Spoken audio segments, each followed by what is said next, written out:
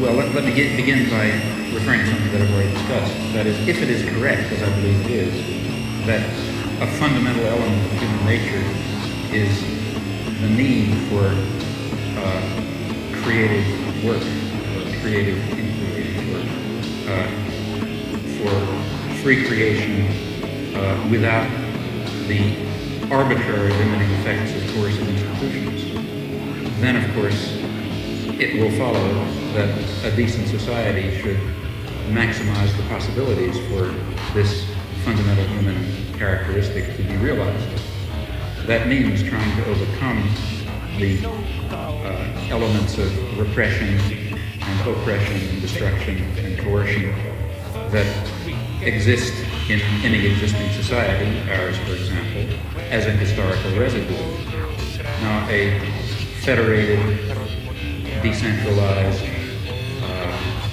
system of free associations incorporating economic as well as social institutions would be what I refer to as anarcho-syndicalism, and it seems to me that it is the appropriate form of social organization for an advanced technological society in which human beings do not have to be forced into the position of tools, of cogs in the machine, in which the creative urge that I think is intrinsic to human nature will in fact be able to realize itself in whatever way it will. I don't know all the ways in which it will.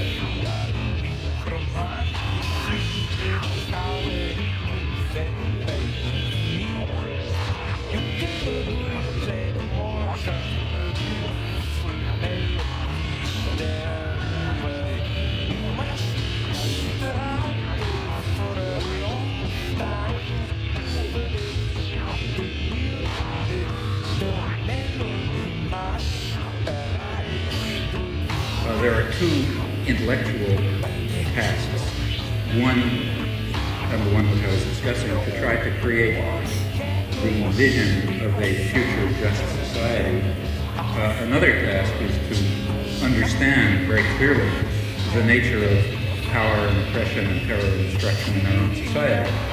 And that certainly includes the institutions you mentioned, as well as the central institutions of any industrial society, namely the economic, commercial, and financial institutions, in particular in the coming period, the great multinational corporations, which are far from us physically tonight. Those are the basic institutions of oppression and coercion and autocratic rule that appear to be neutral. After all, they say, well, we're subject to the democracy of the marketplace.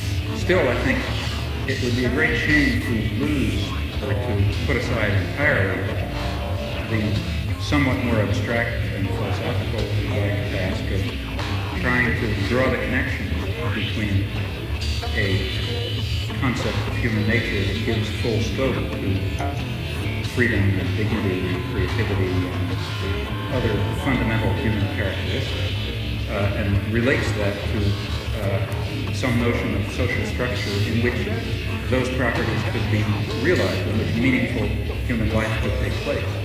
And in fact, if we are thinking of social transformation or social revolution, though it would be absurd, of course, to try to draw in detail the point that we're hoping to reach, still we should know something about where we think we're going.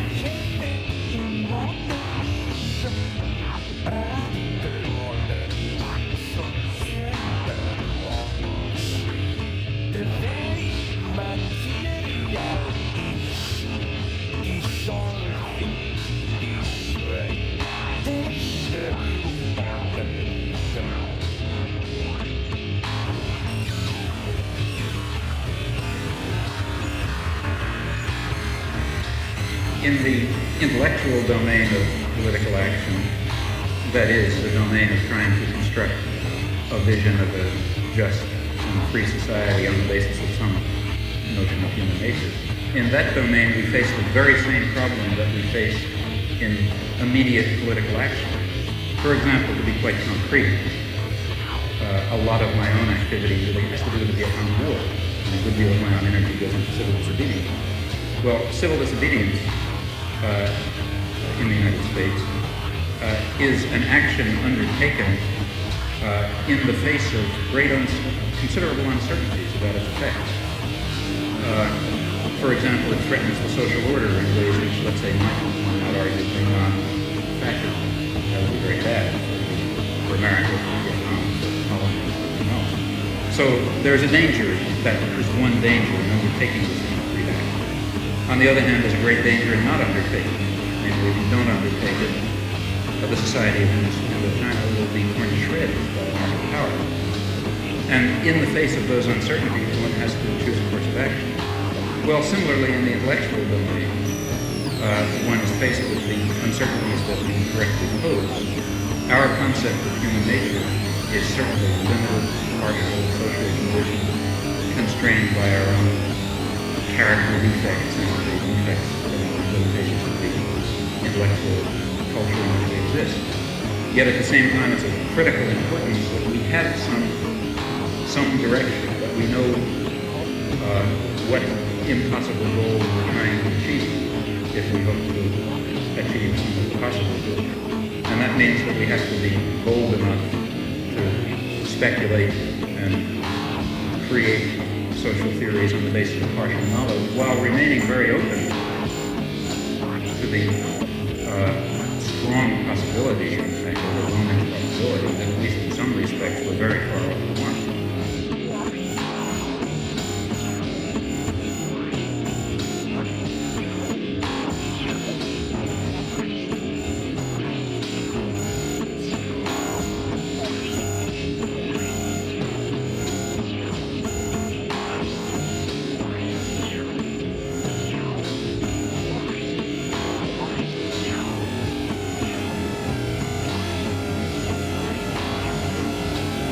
There is a sort of an absolute basis.